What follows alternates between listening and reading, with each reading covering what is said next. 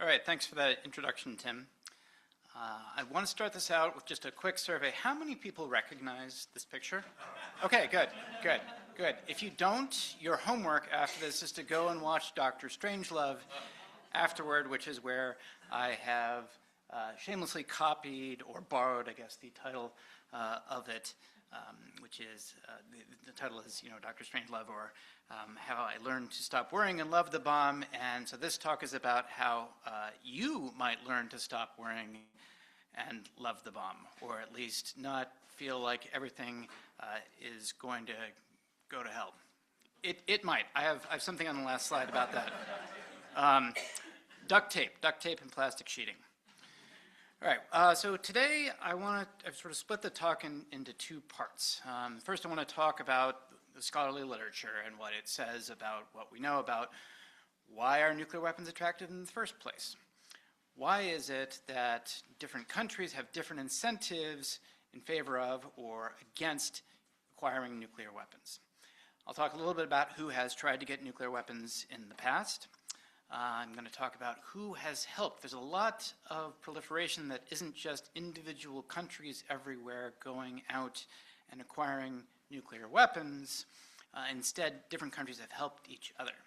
Now, at this point, since I'm the person who's doing the presentation, I will do something brief about my specific little niche in here and talk about why it is that all of this sort of assistance which has occurred over different decades, for the most part, hasn't helped that much, which is, of course, good news.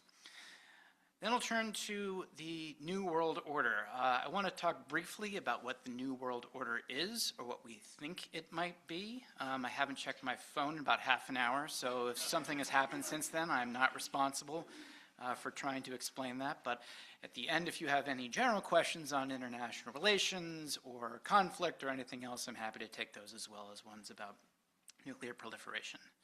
I then want to go back through the same slides and talk about what has changed with this emerging new global order, new world order, and why it is that incentives might be different now for acquiring nuclear weapons, how specific aspects may affect different countries differently, and how those incentives have changed. I'll talk a little bit about who might try to get nuclear weapons. As I was making this talk, the list kept getting longer and longer. So I'll try to just sort of hit a few highlights, or maybe lowlights, depending upon how you're thinking about it. Who might provide some sort of assistance along the way? Not all countries try to acquire them directly. There is some assistance, sometimes in the hope of receiving some sort of reciprocity. A country doesn't want to get nuclear weapons itself and try to avoid risk, right? So the risk of getting it themselves, but if someone else who then owes them something or an ally can get it, that might even be better. And we'll then talk about getting this little bar out of the way so I can actually read my slides. And then I'll finally talk about what will happen if states do try. And the good news about this is that the news about new states trying to get nuclear weapons is not all that bad. Has not been all that bad. I'll talk briefly about how it might be worse this time around. So, all right. Let me start with why nukes? Why do states want nuclear weapons? And in particular, why do specific regimes want nuclear weapons? They're particularly attractive to certain types of regimes, in particular autocracies, because they have certain types of characteristics. So, first, how do they differ in any way from conventional weapons? Now, this may seem like an obvious answer. It's very large. But what's important is not how large it is. The same kinds of things that, for the most part, could be done with nuclear weapons, at least for military targets, I'm going to bracket targeting cities here, can be done through conventional weapons for the most part. It can be done at all the way down to very low levels. So, for example, I was surprised last week when Maduro, instead of attempting to kill him, they kidnapped him instead. I did not have that on my bingo card. I did have attempt to assassinate with a sufficiently large bomb that is technically not an assassination.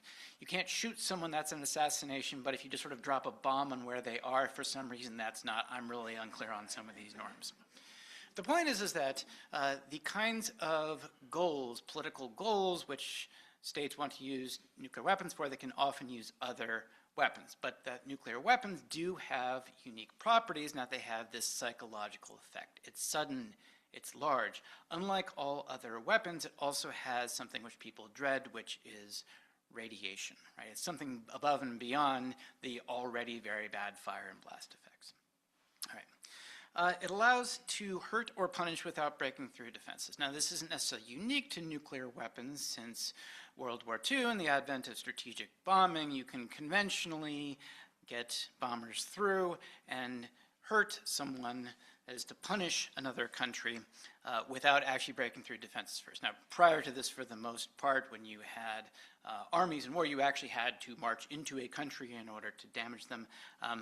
No longer. And this works with these larger psychological effect, of course, because you can have air defenses against conventional weapons. You can sort of reduce the damage, but if just one bomber gets through or one missile gets through with nuclear weapons, it will ruin your whole day. All right. Difficult to make obsolete. So missile defense is very difficult. I can talk about that if people want to have questions about missile defense, and I'll explain why, for the most part, it does not work. At least for these intercontinental range things, it works decently for shorter ranges. So it's difficult to make nuclear weapons obsolete. There's no really good defenses against nuclear weapons, or at least nuclear weapons when they are paired with delivery systems which are difficult to intercept. Better command and control. So this is why autocracies love nuclear weapons. It's because they don't need to order an entire army to go out and do something and require that everyone who's in the chain of command go along with those particular orders. All they have to do is have a limited number of people carry out the orders to actually launch the weapons in the case of intercontinental ballistic missiles.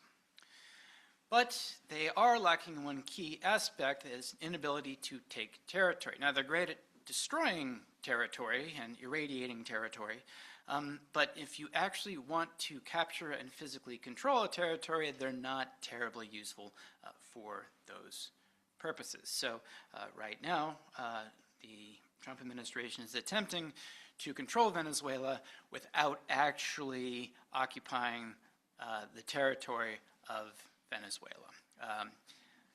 We'll see how well that works out. I have my doubts. Okay, so if nuclear weapons are so great, why are they rare? Why are there very few countries that have them? So the first point is that there's a massive effort throughout the Cold War and continuing until, I don't know, last week probably, around the International Non-Proliferation Regime. There's a lot of acronyms here. NPT is the Nuclear Non-Proliferation Treaty, is the most widely subscribed to treaty in the entire world. It is generally considered to be the first thing that you do when you become a new country is you sign up for it. It's one of the things that makes you a legitimate country, that demonstrates that you are intending to obey the rules. We'll talk about rules and how those seem to be becoming more obsolete later in the talk. Nuclear Suppliers Group, this is a cartel of states that have certain kinds of nuclear capabilities that could be used for using nuclear weapons, and they agree to limit the sales or export of these to other countries. MTCR is the Missile Technology Control Regime. That's been mostly a failure. Missiles are everywhere now. Nonetheless, most of the nuclear components have been relatively restricted by this effort. Second, they're massively expensive. The U.S. will be spending trillions of dollars to modernize the current stockpile, build new submarines, build new intercontinental ballistic missiles, build new bombers, and refurbish all of its nuclear weapons. It's called the Modernization Mountain, and it's going to be extraordinarily costly. But you can do it on the cheap. So South Africa did it for about $300 million. This is in part because they had a program which was very limited in the scope. They made about 8 nuclear weapons. They didn't really focus on trying to make these big missiles. At one point, I think someone said, well, how would you deliver it? They said, well, we could kick it out of the back of a bomber if we really needed to. So it is possible to do it on the cheap, and I'm going to come back to this later, that this appears to have been what Iran was attempting to do, and I suspect may attempt to do in the future, is not have a massive arsenal, but just enough nuclear weapons in order to make other countries think twice about attacking them. not dual-use technology. So a lot of the technologies involved which need to be invented in order to make nuclear weapons aren't super useful for anything other than nuclear weapons. So there are many things in the military which are dual-use inventions, which improve military readiness or improve transport, which can be used for civilian purposes as well. There's a lot of technology transfer. That's not really the case. It's a very specific investment. They're technically complex. These are not easy to build, even though the basic physical principles have been well known, right? This is an old technology. We're talking 1945. Sorry, I didn't mean to imply that you are also old, if that is your birth date or close to it. Nuclear weapons are as old as you are. And they've aged well, and you've aged well as well. All right. So, but it's surprising that not many countries have done it. It's because of the large number of parts and all of the things that can go wrong within a system. It's a system which you can't test except by destroying it. It has about 6,000 or so parts. It's about the same number of parts as an automobile. Unlike an automobile, you can't drive it around. You can only blow it up. So it's very difficult to test the entire system and make sure that all the components work together. And then I'm going to end with two specific things which, of course, as you might anticipate, have definitely decreased in their efficacy in making nuclear weapons rare. First one is nuclear umbrella alliances. Now, umbrella is a really weird term for, if you nuke this country, I'm going to nuke you back. It's not really much of an umbrella. It's more just punishment after the fact. But these have helped limit the number of countries that seek nuclear weapons. In particular, the United States has extended an umbrella to many other countries, especially in Europe and also East Asia. Russia has extended it to Belarus most recently.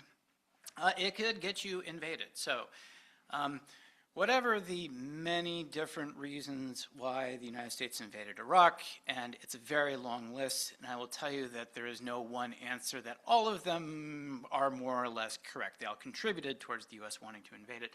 But one of the main reasons, or at least the reason which was most justifiable and which people talked about and which was the main justification, at least prior to the invasion, had to do with weapons of mass destruction. There was this very evocative phrase, "We don't want the smoking gun to be a mushroom cloud." Very poetic. After the invasion of Iraq, in which they did not find any weapons of mass destruction, it became retrospectively about democracy. We'll see how that's going. But it could, while you were attempting to get them, get you invaded. All right, why proliferate? Now, I'm not going to read everything on this slide. I'm just trying to give you a general sense of the different kinds of motivations, the push and pull of different factors and variables which individual states think about and react to when they think, should we get nuclear weapons? So a lot of the things, and this is what I want to focus on for the talk, has to do with security. Do you get in a lot of disputes with your neighbors? Do you have strong alliances, especially with a nuclear power? Is there a conventional weapons threat to your country? Is there a nuclear weapons threat to your country? Are you a major power or a regional power? There are a number of factors which sort of push against this. Economic sanctions are known to have slowed or stopped proliferation, but that only works if you are in an open global economy. We'll come to the problems with that a bit later. Social motivations are important. Nuclear weapons are very prestigious weapons, despite the fact that the Nuclear Non-Proliferation Treaty says that nuclear weapons are bad and you should try not to get them except for these very 5 special states who get to sit at the gold table and have vetoes in UN Security Council. But really, nuclear weapons are bad. Domestic politics sometimes has something to do with it, whether the number of democracies there are in the world, whether you have domestic unrest, whether you have bureaucracies which attempt to, which either in favor of or against getting nuclear weapons. These are sort of the demand side. What are the reasons why you might want to get it, or what are little levers that other countries might try to use in order to try to convince you not to get them? On the supply side, there are 2 general sets of factors we think about. The first is domestic capability. So the Democratic Republic of the Congo cannot get nuclear weapons. Ironically, it is on the list of countries that are potentially latent for it because they happen to have one very small nuclear reactor. But you have to have a large enough economy. You have to have the right kinds of things in your economy. You need to have experts in a variety of different areas. The last two bits, which are my contributions, which I'll probably skip for Q&A. You have to be competent. Libya was known as the state couldn't proliferate straight. They just couldn't actually organize themselves well enough into a functioning bureaucracy in order to pursue nuclear weapons properly. And the last one is effort, which is kind of an interesting one in that sometimes countries are a lot more motivated than other times, and so they don't rush as much to try to get nuclear weapons. And then finally, and this is my specialty, is that you can get assistance from other countries. Now, there's a couple of different ways. There's general technological diffusion over time.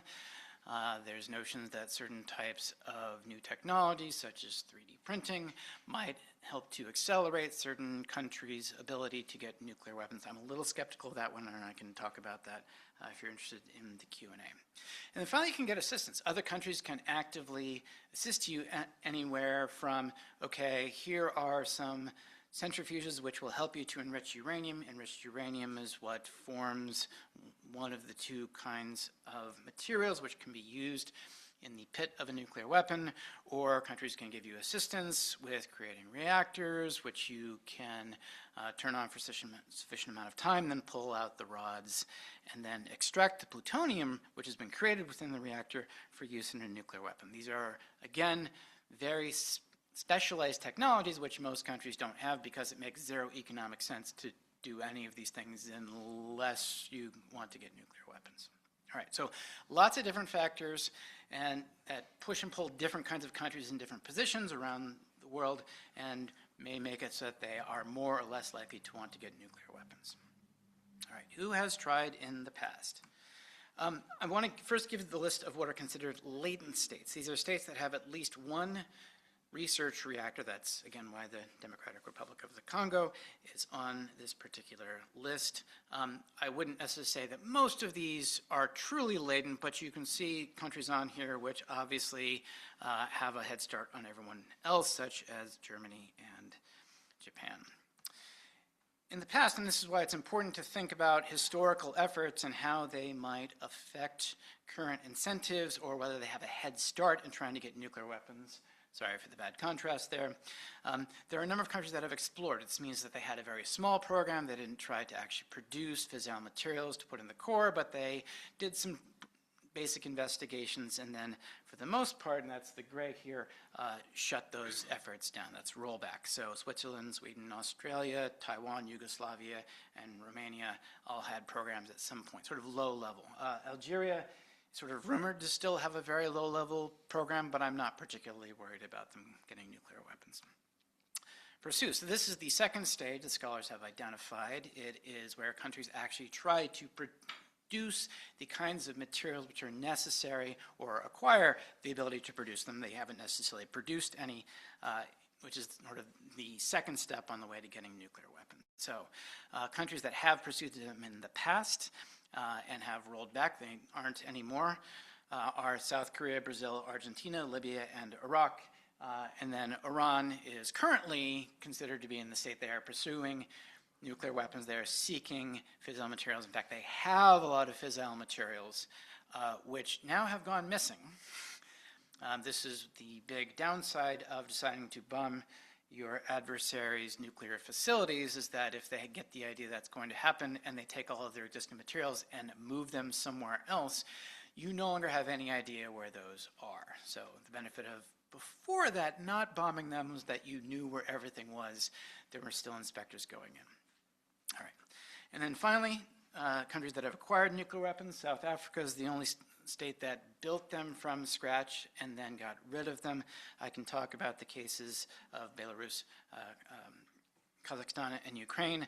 None of them actually possessed them per se in the sense that they could launch them, and so they never have had their own programs to try to create them from scratch. And of course, here we have the list of countries that have nuclear weapons.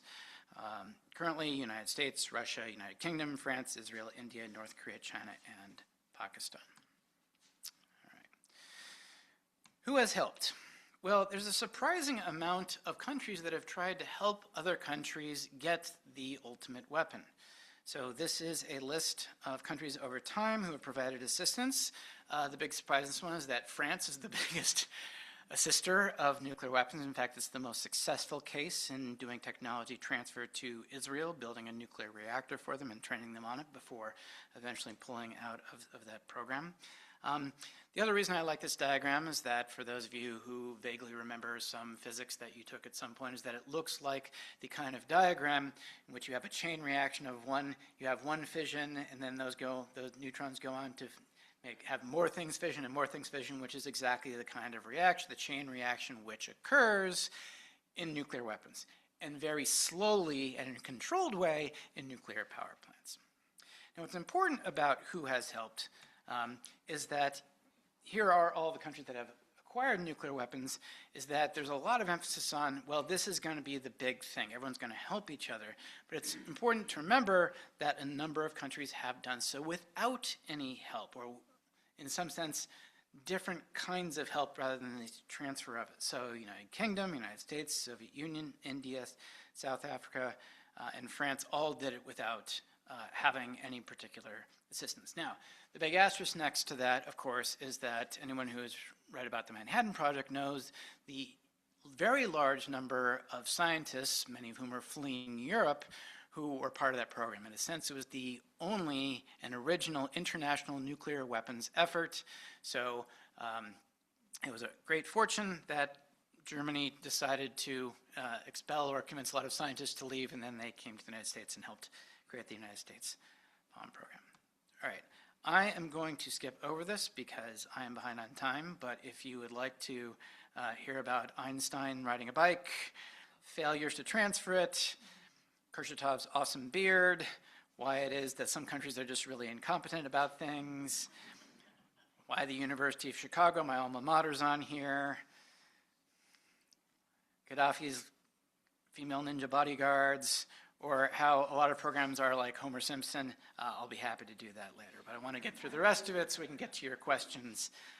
Let's just put it that these are complicated projects. Complicated projects require organizational talent, world-class universities, a lot of things that the United States could just assume away, just possessed already before they tried to get nuclear weapons. And many countries actually have to build that first.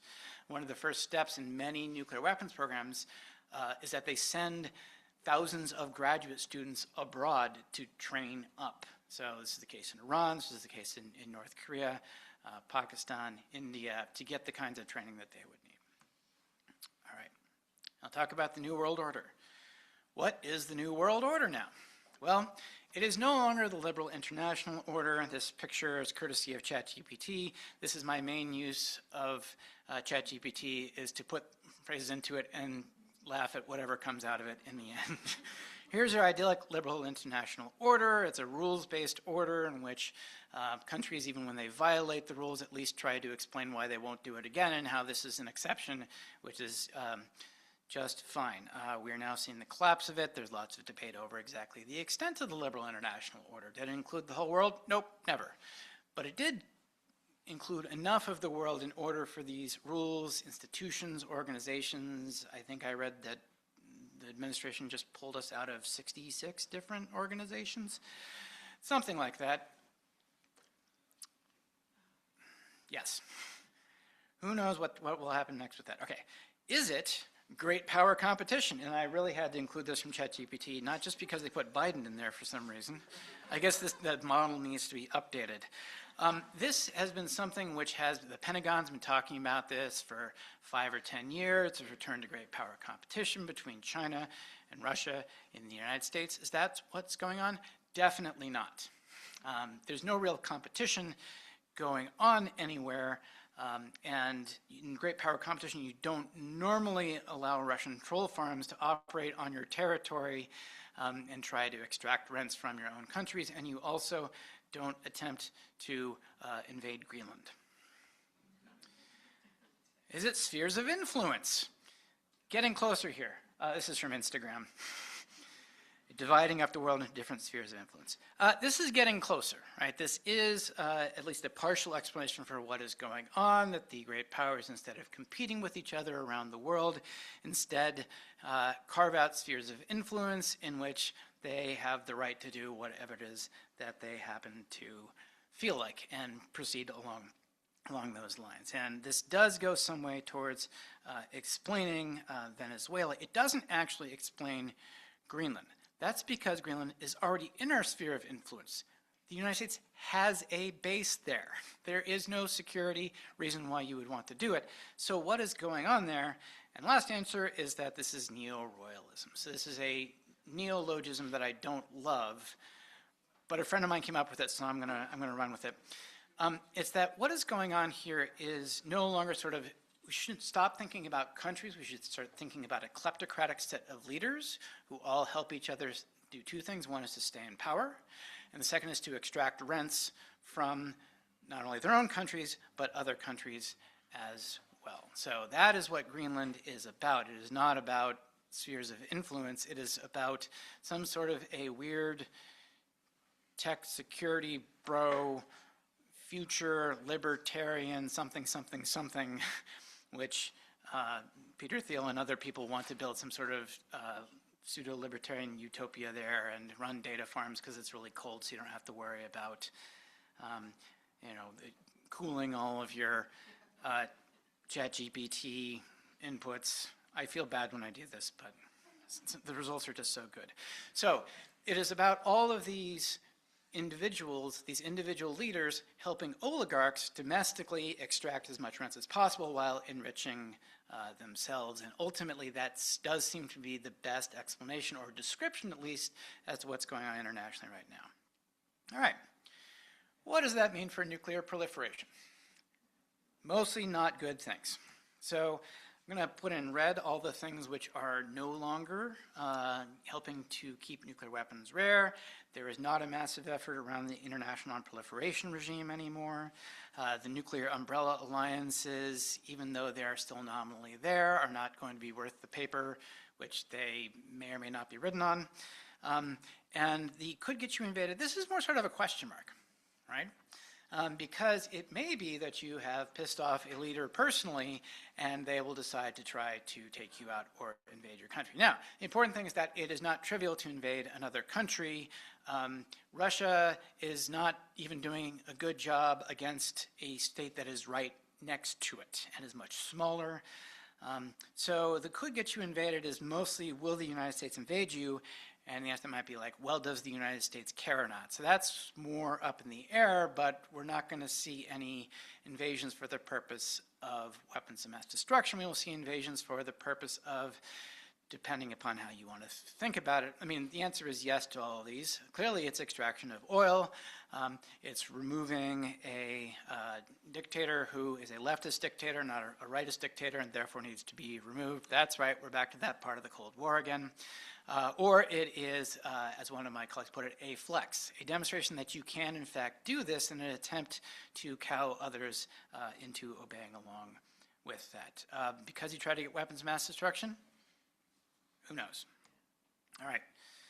So all these different factors, here are ones which are, since the classic era of proliferation, have increased, especially dramatically recently. So security reasons, the economic liberal order is sort of falling apart. So all these sort of economic incentives and sanctions are no longer going to be there. We're already sanctioning our allies. I don't know how we're going to sanction them more through these tariffs.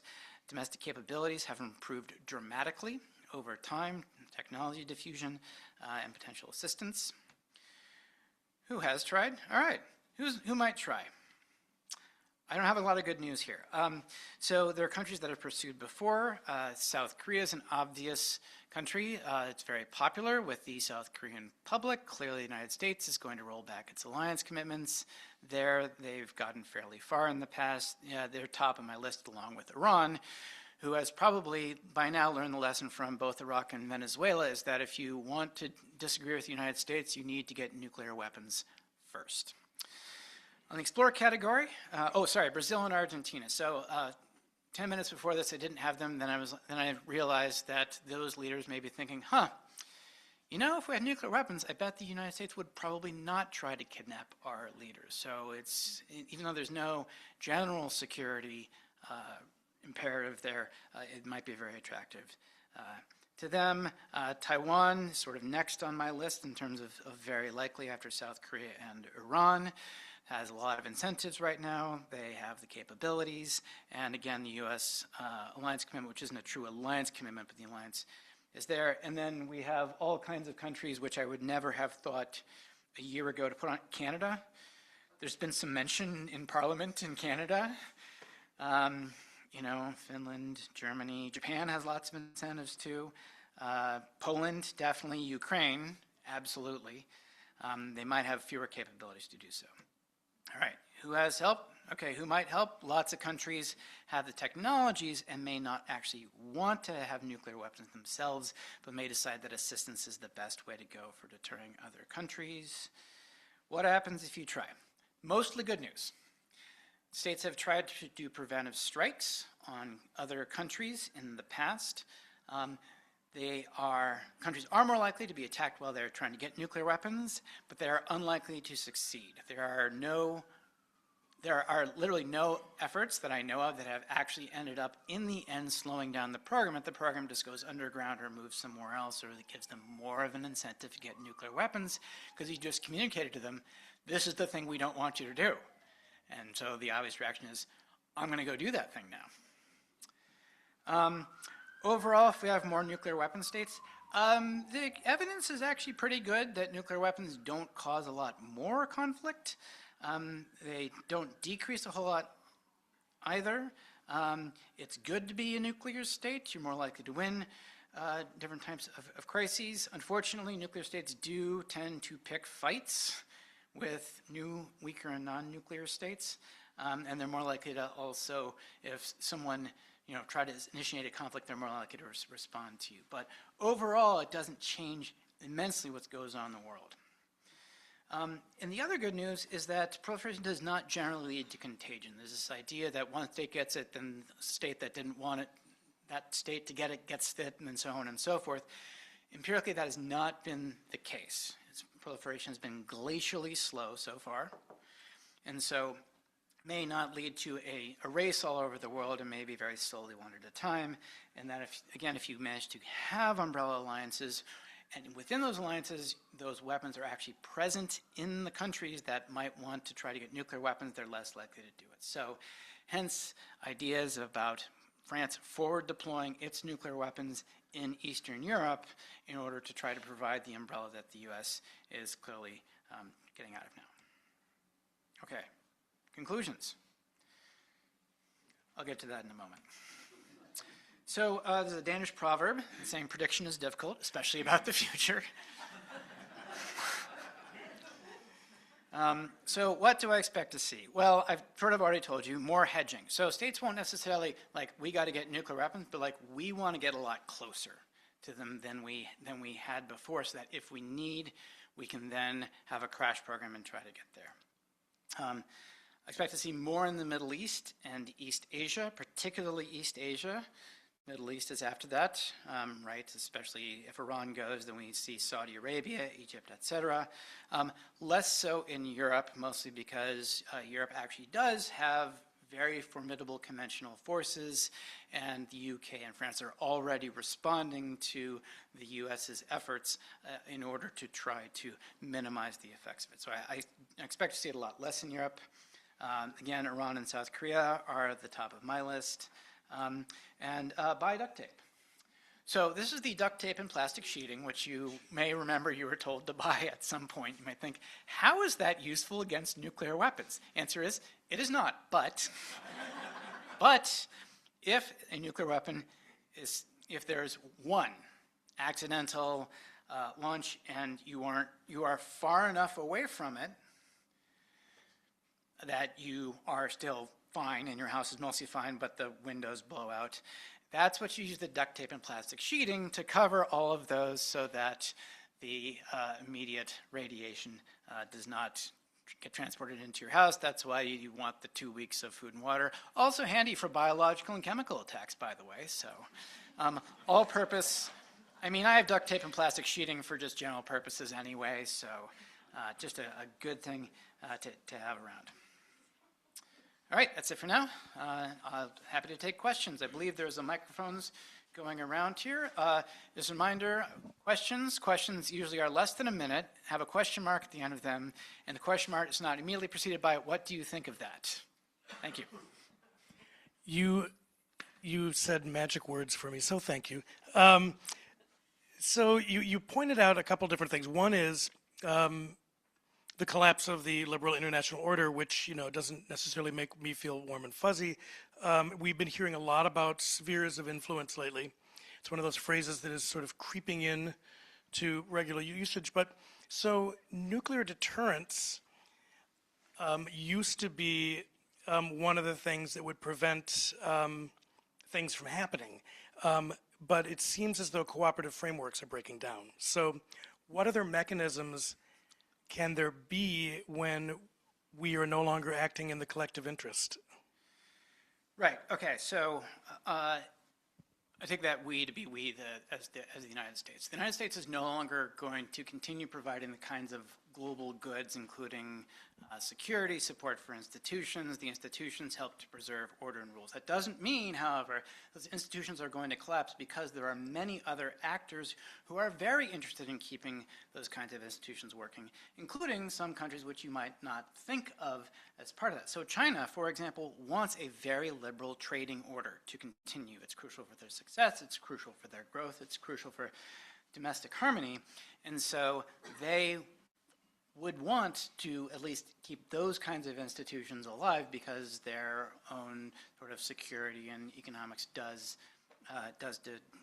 depend on it. So this is part of it, right? Like, everything looks bleak if you don't think about all of the counter steps which other countries and actors are going to take and are already taking in response to all these changes going on. And so it's always best not to think, okay, this looks terrible, let's just draw a line from there and see how terrible, ooh, that gets really terrible. But also think about, okay, what are responses, who is likely to respond, and how might some of that help to stabilize things?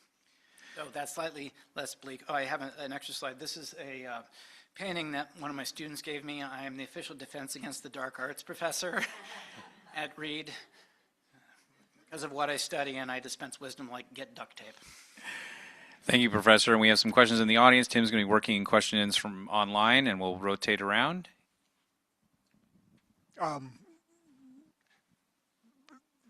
Ask you to respond to just a couple thoughts. First was a trivia question. Wasn't Israel involved in South Africa nuclear development, or is that an urban myth? Second, could you speak to, does South Korea really need one, because is North Korea's weapons really about South Korea? And the third is, could you speak to non-state actors in that, in the cyberspace? There's a lot of deflection going on. It's not us, it's somebody else. So just however lengthy or short you want to speak to those three, but I'm really interested about South Africa, Israel. Okay, terrific. I'll start with the last one. Yes, there's a lot more of what some people have termed like gray area conflict, outsourcing attacks, especially in cyberspace, to more deniable actors. The interesting thing about this is not really new. Like, you want to think of cyberspace attacks primarily as sabotage or information warfare. And that goes back decades, right? Information warfare and sabotage, it's just that it's just easier and more decentralized, and there are more capable actors, such as non-state actors, who can participate in that. And it's not good, but it's not at the top of my worries list, because it is sort of the continuation of things that states have done regularly. Okay, so with respect to is Israel and South Africa. So there was an incident in, I think it was 1979, the Vela incident, in which there was a satellite whose job it was to detect nuclear explosions, that detected something that looked like a nuclear explosion. And all of the experts that I talked to are like, that was a nuclear explosion. So whose nuclear explosion was it? Was it South Africa's? Was it Israel's? If I had to guess, I would lean towards Israel. in collaboration with South Africa. And the reason for that is that because South Africa denuclearized, it means that we actually have pretty good accounting of all of their fissile materials, the things they need to make weapons, down to a quantity which is small enough that an entire bomb's worth is not missing. So that would be my speculation. We don't have a whole lot of evidence on it, so that's sort of where we have to go. So there is clearly some sort of collaboration going on there, but the designs, as far as we know, are very different. So Israel started off with plutonium designs, South Africa had uranium designs, South Africa had designs, gun-type designs, which was the bomb which was dropped on Hiroshima, which is much simpler and requires a lot more fissile materials. And since Israel started with the plutonium production reactor, which you can't do the gun type, you need to do the implosion type weapon. And I've momentarily forgotten your middle question. South Korea. Does South Korea need nuclear weapons? Yes. South Korea believes South Korea needs nuclear weapons, and so, South Korea has very, very capable armed forces. And I would actually prefer that South Korea have sort of nuclear weapons to respond to things than what South Korea is doing right now, which is developing conventional capabilities in order to conduct decapitation strikes. Right? So if the problem with this, of course, is that if you have the capability to decapitate another country, then that other country is going to try to launch nuclear weapons as soon as they get any notion that you may be attempting that kind of strike. So it's a very unstable situation. I would prefer not having that capability, but having a limited number of nuclear weapons in response. I don't think they even need those. I think that South Korea has enough capabilities in order to convince North Korea not to do anything foolish. So we've got another question from our online audience. And it's a good basic question because I think sometimes we hear nuclear energy, we hear nuclear weapons. Is nuclear energy a dual use of nuclear weapons? And can you distinguish between the two? Yes. So if you remember that list which I had of latent states, that was a minimum of a research reactor. Sometimes it's a nuclear power reactor. So some of the same kinds of technologies and engineering and understanding which you get from research reactors or power reactors can be applied towards fissile materials production, plutonium in particular, for nuclear weapons. Now, there's a couple of catches here. One is that the kinds of reactors which are ideal for producing plutonium for nuclear weapons look very different from the large-scale power reactors or even the small-scale research reactors like the one that we have at Reed College, still the only undergraduate institution which has a reactor on campus. You can go take tours if you like sometimes, but as long as you don't tell anyone else where it is. So some of the same principles can be used. Plutonium is created in power reactors. The plutonium is less desirable for use in nuclear weapons because it contains different isotopes of plutonium that make it more likely to pre-detonate. And so you have to design them differently, you have to use more plutonium, and so it's not good if you're trying to make it as small as possible to put it on top of a missile to launch it somewhere. Will it blow up? Absolutely. Will it be smaller? Yes. Is a smaller nuclear weapon less threatening? Not that much. I'm concerned about it. So this is why Japan is talked about, because they have this massive stockpile of what is called reactor-grade plutonium, which is actually an economic bad. The sort of idea of recycling plutonium, as it turns out, is more costly than just getting more uranium and enriching it. And so that's one of the concerns. But I think that if Japan wanted nuclear weapons, they would probably just go ahead and try to produce weapons-grade plutonium, and if they had an emergency, then yes, they could put something together relatively quickly. We have a question in the room here.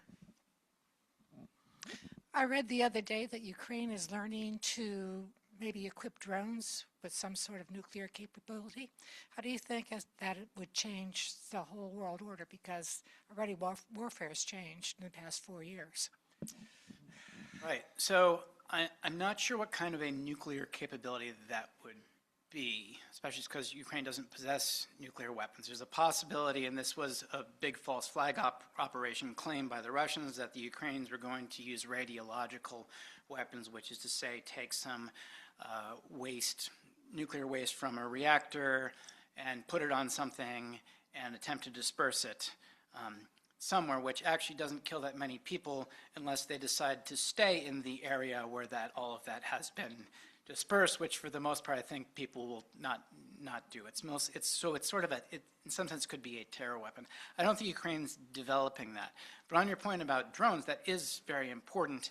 What's really interesting, even though drones have become so important in warfare, is that it hasn't changed the outcome of warfare that much. Like that there's so much innovation going on in both Ukraine and Russia in terms of development of drones of all kinds of different sizes, but the front line has moved very little in the last couple of years because of that. Now that could change at any time, but frequently what you see in warfare, even if you were attaching different kinds of terror devices to drones, is that you often see counter-innovation or adopting of the same kind of technology by the other side, and so you don't actually see a whole lot of very discrete changes in warfare overall. Yes. Oh, and so, sorry. Yes, and so the other point I want to make is that, right, are nuclear weapons still a deterrent? The answer is absolutely. Right, they deterred the West from immediately ramping up support for Ukraine, although there are many reasons why they didn't ramp up very quickly. But it also has deterred Russia from doing anything for NATO countries. They've been extraordinarily careful about limiting attacks. Even with all these weapon supplies coming in from NATO countries, they would never attack them until they're inside of Ukraine. So nuclear deterrence is still working to, sort of keep the escalation down in that particular conflict. Professor, I'm going to jump in with a question from one of our senior living communities watching online. The person asked, you talked before about mutually assured destruction, and this question is about the book Great Deterrent by John Schlesser. Professor, that people would not use nuclear weapons due to mass destruction, would that ensue? And the questioner wants to know, do you think that thesis still applies given where we are today?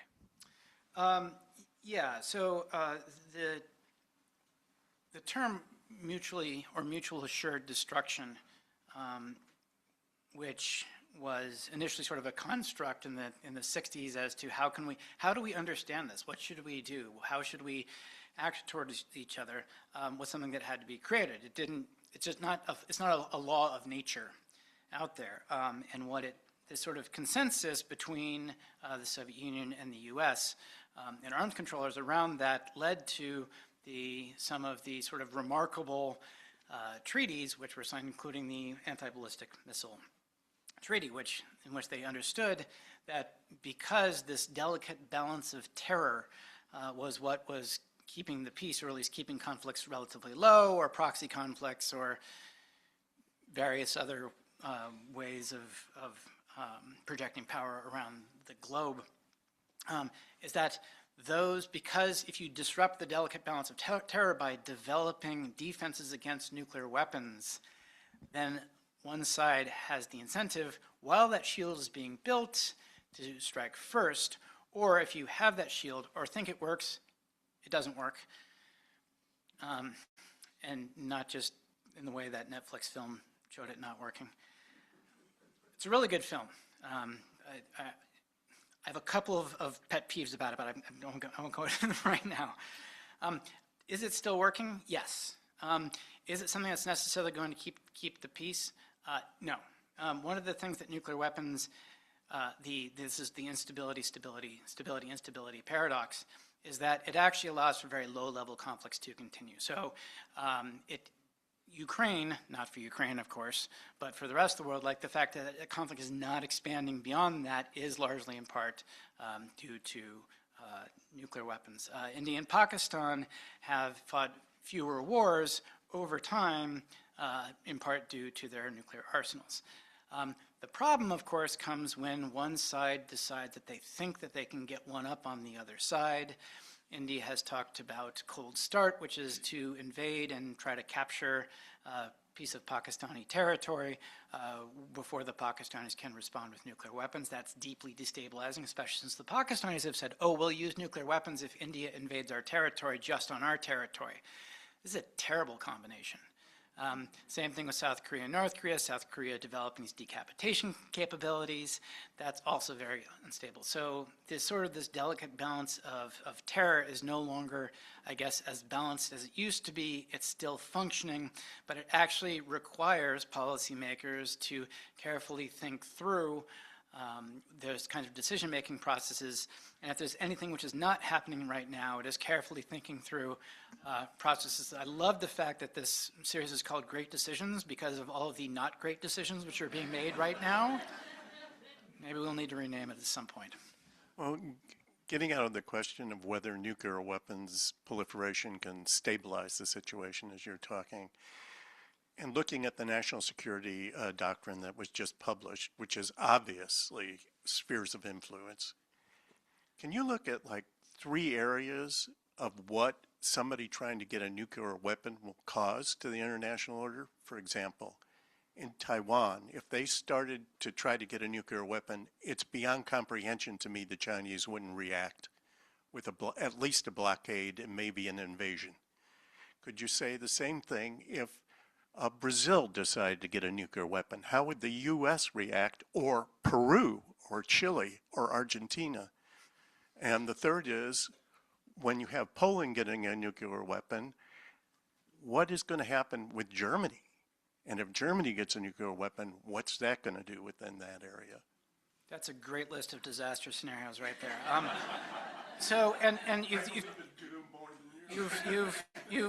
pointed out exactly some of the problems, and that's why the Taiwanese acquisition of nuclear weapons that China would almost certainly act. I don't think they would invade. Invasion is very costly. They don't want to kill lots of people on Taiwan. Blockade is very likely. They're actually practicing that, and also surgical.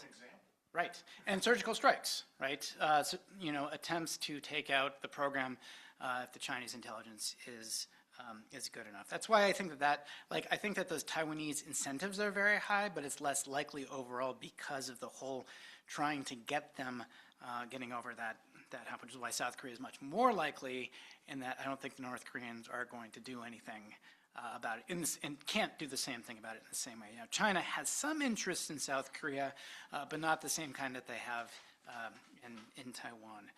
Brazil, I think, would it depends. Who's in charge of Brazil at that time? If it's a friendly right-wing autocrat, the U.S. might help them, or at least look the other way. If it's a left-wing anything, then probably not. But that's one of the difficult cases. I don't think Brazil has sharp enough regions, that they don't have enough of an incentive to try to go for it right now. They're on the list, but they're pretty far down.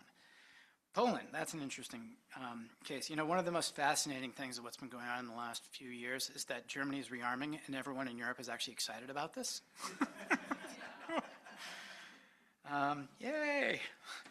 German people are not very excited about it, but the government has, I think, correctly identified that they need to rearm. So if Poland got nuclear weapons, well, would Russia try to preempt it? Yes. Part of the problem there is, though, that Poland still is under a somewhat of an umbrella, or maybe under France's, and Poland has very good conventional capabilities. Now, it was said a couple of years ago that with Russia preoccupied with the Ukraine war, the Polish army alone could probably march to Moscow with no problem. So I think that Poland has sort of the defenses around that in order to be able to proliferate. The question, which is one of the reasons why the French and the British are very keen on giving that umbrella so that they don't have to go and do that. I think Poland will definitely hedge. What would Germany do if Poland got nuclear weapons? I don't know. There is sort of a Me Too thing going on. It's not in response to Poland so much as there was a very funny article written called Me Too, which is about Italy's not really real nuclear weapons program, and that they sort of pretended to have one so that they could have dual key arrangements like the West Germans did. So we are at time. Let's give Professor Montgomery a big hand.